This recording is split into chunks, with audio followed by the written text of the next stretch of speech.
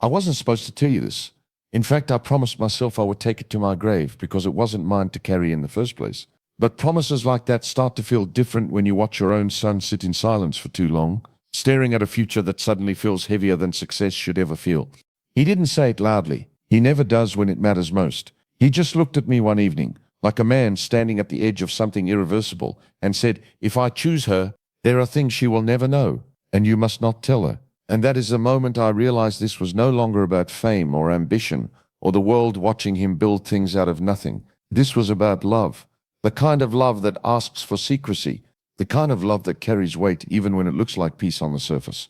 Before I go further, I want you to stay with me for a moment. If this story makes you think about someone in your own life, take a second and acknowledge it. Like this video if you believe love should never require silence about the truth. Subscribe if you've ever felt that relationships today are more complicated than they should be.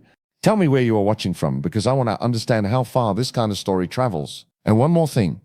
What time is it where you are right now? Because moments like this feel different depending on the hour of your life. Now stay with me because what I'm about to say is not something I say lightly.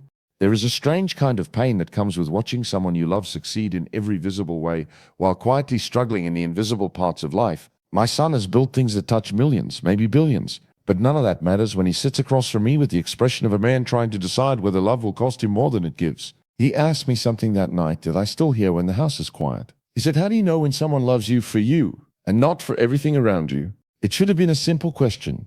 It wasn't. Because when a man like him asks that, he's not talking about compliments or attention. He's talking about intention. He's talking about whether the person sitting beside him sees a human being or sees a life she wants access to. I told him something I've learned over many years. I told him that love does not announce itself with certainty at the beginning. It reveals itself slowly, through consistency, through discomfort, through the moments when nothing is being gained. But even as I said it, I could feel his doubt sitting behind his eyes. And then he told me about her. Not her name at first, just the way she listens when he talks, the way she looks at him when there are no cameras, no audience, no expectation, the way she seems calm in a world that is anything but calm around him. And for a moment I thought, maybe this is it. Maybe this is the one thing I can finally stop worrying about. But then he paused. That pause told me everything I needed to know. Because men do not pause when they are certain. He said, "She knows things about me that no one else knows. Things I have never told anyone, and I told her she must never repeat them, not even to you." That sentence changed the entire weight of the conversation. Not because of what was said, but because of what it implied. Secrets in love are never just secrets. They are tests. They are boundaries. They are sometimes protection and sometimes they are chains. And I could see something forming in his mind that I did not like. Not fear exactly, but calculation. The kind of calculation that happens when love starts to feel like risk management instead of surrender. I have seen this before in people who carry too much responsibility. They begin to separate their lives into compartments. The world gets one version, family gets another. And the person they love most gets a version that must now carry silence as part of the relationship. That is where I became uneasy, because love should not feel like classified information. And yet he looked at me and said something I will never forget. "If I lose her trust, I lose everything." But what struck me was not the fear of losing her. It was the assumption that trust must be protected by withholding truth. And that is where I started to wonder, something I am still not fully comfortable admitting. What kind of relationship requires silence from a father who has already lived long enough to know how silence grows? What kind of love asks a man like my son to hide something from the very people who raised him? I asked him gently, "Does she know everything about you? Or only what you have allowed her to know?" And for the first time in a long while, I saw hesitation in him. Not the hesitation of confusion, the hesitation of realization. Because deep down, I think he already knew the answer. There is always a moment in relationships when you realize you are not just building intimacy, you are negotiating visibility. You are deciding which parts of yourself are safe to expose and which parts must remain locked away to keep peace. But peace built on a mission is fragile. And I told him that, not harshly, not as a warning, just as a father who has seen how quickly love can shift when truth enters the room too late. He didn't argue. Instead, he looked down and said something quieter. "She makes me feel like I can stop being strong all the time." And that is where everything became even more complicated. Because I understand that feeling more than he knows. A man like him spends his life being expected to hold everything together. Every decision has weight. Every silence has meaning. Every failure becomes public. Every success becomes distance. So when someone makes him feel like he can finally lower that armor, even for a moment, it does not feel like romance. It feels like relief. But relief is not the same as safety. And love built on relief can sometimes overlook the questions that should never be ignored. I wanted to tell him that night to slow down, not to stop loving, never that, but to slow down enough to see whether the foundation is being built on truth or comfort. Because comfort can hide many things, and I had the strange feeling that there was something she knew, something he had told her in confidence, something that now sat between them like an invisible third presence in the relationship, something that even I, as his father, am not supposed to know. And that is where the conversation ended that night. Not with resolution, not with clarity, but with something left unfinished in the air between us, like a door half closed, waiting for a decision that neither of us had yet made.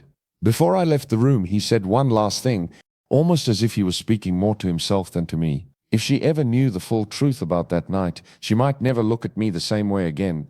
And I did not ask him what he meant. I should have, because the way he said it suggested that what he is hiding is not just his secret, it may already belong to her too. And that is what I cannot stop thinking about. I spent that night thinking about a single sentence he said, turning it over in my mind like a stone I could not put down. If she ever knew the full truth about that night, she might never look at me the same way again. Men don't usually speak like that unless the truth is already living inside the relationship, shaping it quietly from behind the curtain. And what troubled me most was not the secret itself. It was the fear in his voice. My son has stood in front of investors, governments, entire industries without flinching. But in that moment, he sounded like a man afraid of losing one person's perception of him more than he feared losing anything else. That is how love begins to shift without warning. Not when it starts, but when it begins to carry consequences. The next morning, I saw him differently. He was still the same on the surface, still composed, still carrying the weight of his world. But there was something subtle in the way he checked his phone, in the way he paused before speaking, as if every sentence now had to pass through an invisible filter. And then she arrived. I did not expect her that soon, or maybe part of me hoped she would delay it, because meeting someone always makes abstract doubts feel suddenly real. She did not walk in like someone trying to impress. That was the first thing I noticed. No exaggerated charm, no performance. She observed more than she spoke. And when she looked at my son, it wasn't the look of someone discovering him for the first time. It was the look of someone who had already mapped parts of him internally. That is not always a comforting thing. People often think familiarity is love, but familiarity can also come from being told too much, too early, in the wrong emotional state. She greeted me politely, controlled, measured, almost too composed for someone entering a family space that carries history, pressure, and unspoken expectations. And I found myself doing something I rarely do. I watched her more than I listened to her. My son relaxed when she entered the room. That was immediate. His posture shifted in a way I had not seen in a long time. Not happiness exactly. Relief again. That same word I could not escape. They spoke about ordinary things at first. Daily matters. Small laughter. Familiar rhythm. But I noticed something underneath all of it. There was a structure to their communication. A kind of unspoken agreement about what could be said freely and what must remain untouched. People do not notice these things when they are inside the relationship, but from the outside it becomes visible like cracks in glass that is not yet broken. At one point, I asked her a simple question about how she sees him. She answered quickly, almost rehearsed. He is very focused. He carries more than people realize. But he trusts me with parts of himself he doesn't share with anyone else. That sentence should have sounded normal, but it didn't. Because when someone emphasizes being trusted with secrets, it often reveals how central those secrets are to their connection. And secrets, when shared too early or too intensely, do not always create intimacy. Sometimes they create dependency. After she left the room for a moment, I asked him quietly if he was happy. He hesitated before answering, not because he didn't know, because the answer was no longer simple. I think so, he said, and then added, but it feels like I'm always one misunderstanding away from losing everything. That is not how secure love feels. Secure love does not feel like walking on glass. It was later that evening when I noticed something that shifted everything slightly. He thought I wasn't paying attention, but I saw him reread a message from her more than once, not casually, carefully, almost as if he was studying the tone, not just the words. And then he put the phone down too quickly, like a man who does not want to be caught thinking too deeply about what he just saw. I have seen that behavior before. It does not belong to people in peace. It belongs to people negotiating emotional stability. Later, when we were alone, I asked him something I already knew might disturb him. Does she ever ask you about the past? About things you are not ready to explain? His silence told me more than his answer could have, because silence in that moment was not absence. It was confirmation. He finally said, "She doesn't ask directly, she waits until I bring it up myself." That was the first real alarm bell in my mind. Because waiting is not neutral. Waiting is a strategy when emotions are involved. It allows control over timing, over vulnerability, over when truth enters the conversation, and I began to wonder if what I was seeing was love or something far more structured. That night I could not sleep, not because I doubted her entirely, but because I could not understand the balance of power between them. Love should not feel like one person holds the key to emotional safety while the other holds the fear of exposure. And then something happened the next day that I did not expect. She came back alone. My son was not with her. She asked to speak with me. There are moments in life when time does not feel like it moves forward. It feels like it pauses, waiting for you to choose how deeply you want to step into something irreversible. I invited her in. She sat across from me in a way that was calm, but I could see something underneath that calmness. Not nervousness.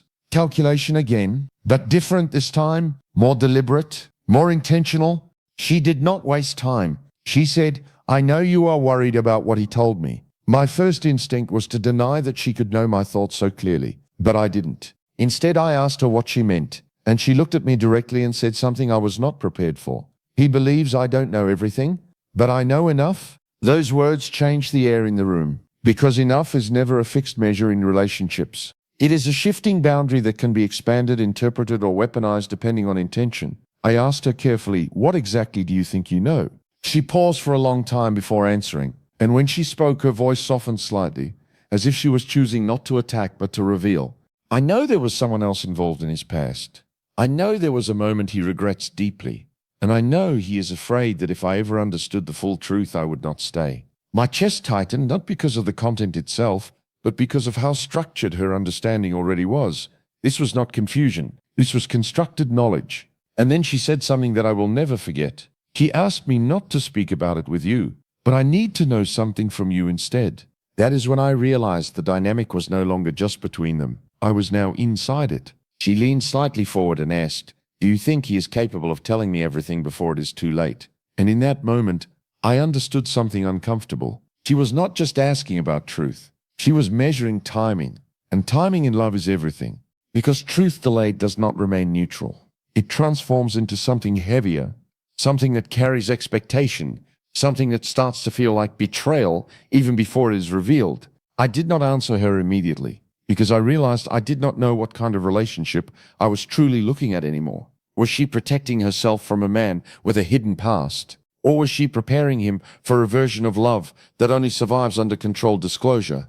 And then she stood up to leave. But before she did, she said one final thing, almost gently, almost sadly. "He thinks I am waiting for him to be honest, but I am actually waiting to see if he will break his own rule before I do." And when she left the room, I understood something far more unsettling than anything I had considered before. The secret my son is carrying is not just about what happened in the past. It is already shaping what is happening between them right now. And what I have not told him yet is that I think she already knows more than she admitted. Far more. And the way she looked at me before leaving suggested one thing I cannot ignore anymore. She may not be here to discover the truth. She may be here to decide what to do with it. When she left that day, the house did not feel the same anymore. Not because anything visibly changed, but because something invisible had already settled into every corner of it. Conversations no longer felt innocent. Silence no longer felt empty. Even the simplest sound, footsteps in another room, a glass being placed on a table, carried meaning I could not ignore anymore. I sat there long after she was gone, replaying her last words in my mind. "I am actually waiting to see if he will break his own rule before I do." It is a strange sentence when you first hear it. On the surface, it sounds like patience. But underneath it, it carries something far more strategic. A relationship should not feel like two people watching each other to see who slips first. That is not love. That is emotional surveillance. And my son, he did not see it yet. He came back later that evening, unaware of the conversation that had taken place between me and her. There was a calmness in him that I now understood differently. It was not peace. It was temporary stability, the kind that exists only because nothing has exploded yet. He asked me if everything was fine while he was gone. I told him yes, because in that moment, I did not know how to explain the complexity forming between all three of us without making him feel like he was standing in the middle of something he could no longer control. But fathers notice things sons are not ready to see. The way he looked at his phone before speaking to me, The slight pause before her name came up in conversation. The way he chose words more carefully than he used to.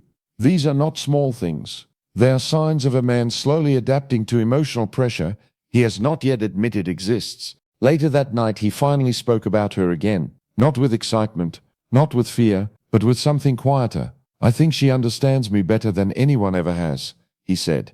And I remember feeling something inside me tighten at that sentence. Because understanding is a beautiful word in love. But it is also one of the most misunderstood. People often think being understood means being safe. But sometimes being understood means being seen too clearly. And when someone sees you too clearly, they also see where you are vulnerable. I asked him gently, does she make you feel safe? He hesitated again. This hesitation was becoming familiar. I don't know, he said, but I feel like I don't have to pretend when I am with her. And that is where the danger lies. Because authenticity without security can become exposure. And exposure without trust becomes vulnerability that can be used even unintentionally. I did not say that to him. Not yet. Some truths arrive too early and create distance instead of clarity. But inside me a question was growing that I could not silence. What exactly was she doing with the parts of him he was revealing? Because people do not just receive secrets. They interpret them. They build narratives around them. And sometimes they store them until they are needed for emotional leverage, even if they do not consciously intend to. The next day changed everything again. He left early for a meeting. I was alone in the house when I heard her arrive without warning. This time, she did not wait to be invited in. She already had a key. That detail alone should have told me more than I wanted to admit. She placed the key on the table in front of me and said nothing for a few seconds. Just looked at it, then looked at me. I think we need to be honest with each other, she said. There are sentences that sound peaceful, but are not peaceful at all. This was one of them. I asked her what she meant. She sat down slowly, and this time there was no hesitation in her voice.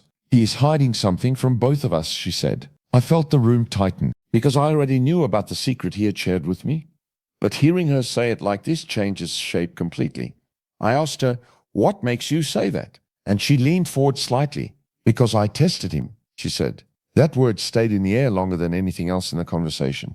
I asked her what she meant by tested, and she did not avoid the question. I brought up parts of his past, she said. Not directly. I waited until he was comfortable, and then I watched what he avoided. There is a pattern in what he refuses to clarify. People think silence is random. It is not. Silence has structure when someone is protecting something. I could feel something shifting in me as she spoke, not because I doubted my son, but because I realized she was not emotionally passive in this relationship. She was actively analyzing it. And that is when I asked the question I had been avoiding. Do you love him? She did not answer immediately. Instead, she looked down at her hands. I don't know what love means when someone is always one truth away from becoming someone else, she said. That was not an answer. That was a confession of uncertainty. And uncertainty in love is more dangerous than conflict, because conflict can be resolved. Uncertainty grows quietly. I asked her again, more directly this time. If he told you everything, would you stay? She finally looked at me, and her answer was not what I expected. That depends on whether he tells me before I find it somewhere else. And that is when I understood the full shape of what was happening. This was no longer just about a secret. This was about timing.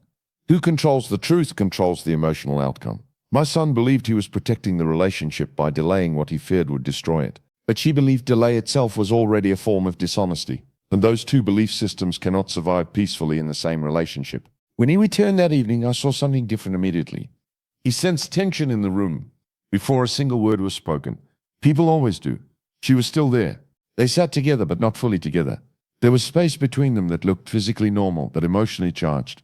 And then she did something I did not expect. She asked him directly, in front of me, is there anything you have not told me that I should know before I decide how serious this becomes? There was no softness in the question. It was not curiosity, it was pressure. My son froze for a fraction of a second. Not visible to most people, but visible to me. That is the moment I knew he had reached the edge of something he could not step back from easily. He looked at her and said, why are you asking me this now? And she replied, because I don't want to discover it later and realize I built something on incomplete truth. There was silence after that, a long silence. And in that silence, I saw something I did not want to see. My son was not just deciding what to say. He was deciding whether honesty would cost him more than silence had already cost him. That is a terrible position for anyone to be in, because both options feel like loss. He finally stood up, walked to the window, and said something that changed everything again. If I tell you everything, you might not just leave me. You might change how you see me forever. And she responded without hesitation. I already might. That was the moment. The relationship stopped being a place of comfort and became a place of truth confrontation. He turned back slowly, and for the first time, I saw something in his expression I had not seen before. Not confidence, not fear, but resignation. The sense that the story was no longer fully in his control. And then he said it. I made a choice in my past that I cannot undo. It involved trust. It involved consequences I still carry. And I told myself I would never let it define me again. He stopped, and I could see the weight of it pressing on him as he spoke. But he did not continue.